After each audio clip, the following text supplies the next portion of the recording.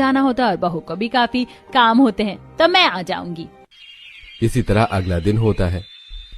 आलोक बेटा, जरा जाते जाते मुझे भी अपनी मौसी के घर छोड़ जा। भाभी, अंदर से गाड़ी की चाबी ले आना, बाइक पर तो माँ ठीक से बैठ नहीं पाती है। अरे आधे घंटे का भी रास्ता नहीं है तेरी मौसी के घर का, क्यों गाड़ी निकालकर पेट्रोल फूकने में लगा हुआ है। छोड़, बस से ही चली जाऊंगी मैं। माँ जी भी ना कभी कभी सच में हद कर देती हैं। अरे हर चीज में इतनी कंजूसपन ठीक नहीं है, इन्हें तो बस हमेशा अपनी कंजूसी दिखानी है। अपनी सास की हर छोटी छोटी चीज में कंजूसी करना अश्विनी को बिल्कुल भी पसंद नहीं था। लता अब आखिर में बस में पिंक टिकट लेकर बैठकर फ्री में ही अपनी बहन के घर जाती है। जागरण के बाद जब सबके खाने की बारी आती है तो सब लिविंग हॉल में बैठे तो सुजाता की बहू तारा आती है।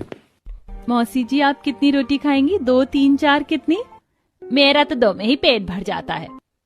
लता देखती है कि तारा एक एक कर सभी घर वालों से रोटियां पूछती है और जाकर अब सभी के लिए रोटियां बनाने लगती है। ये देख लता सुजाता से, तुम्हारी बहू क्या सबसे रोटियां पूछ कर बनाती है? इस तरह गिन गिन कर रोटियां बनाने से बरकत थोड़ी ना रहती है।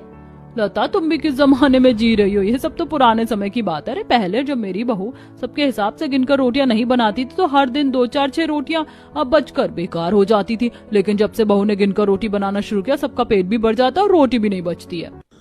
अब रोटी बनती है तो सब डाइनिंग टेबल पर आ जाते हैं और सब खाना खाते हैं। लता देखती है कि सभी लोगों ने आराम से पेट भर कर खा लिया है और आधी रोटी भी वेस्ट नहीं हुई। ये देख लता काफी खुश होती है और अब घर आती है।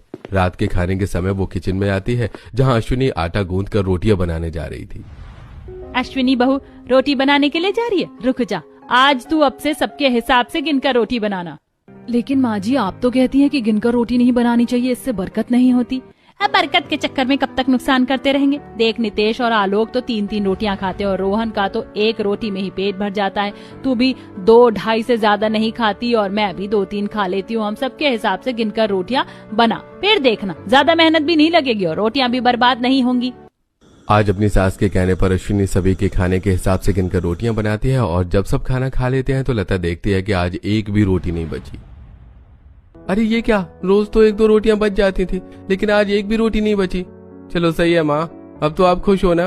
अरे बेटा, खुश नहीं, बहुत खुश हूँ। बहू, अब से तू पूछ कर ही रोटियां बनाना। अब से हमारे घर की रोटियां बर्बाद नहीं होंगी। लता के कहने पर अब अश्विनी हर रोज गिनकर रोटियां ही बनाती थी। इसी बीच लता को अपने छोटे बेटे आलोक के लिए एक काफी अच्छे घर से रिश्ता आता है, जिसे देखकर लता बिना देरी करे आलोक की कोयल नाम की अपनी जैसी ही एक मिडिल क्लास फैमिली की लड़की से शादी करवा देती है। शादी के कुछ दिनों के बाद आज कोयल की पहली रसोई की रस्म होती है। कोयल बहू, आज तुम्हारी पहली रसोई की रस्म है। एक काम करो, तुम सबके लिए कटहल बना दो। कल ही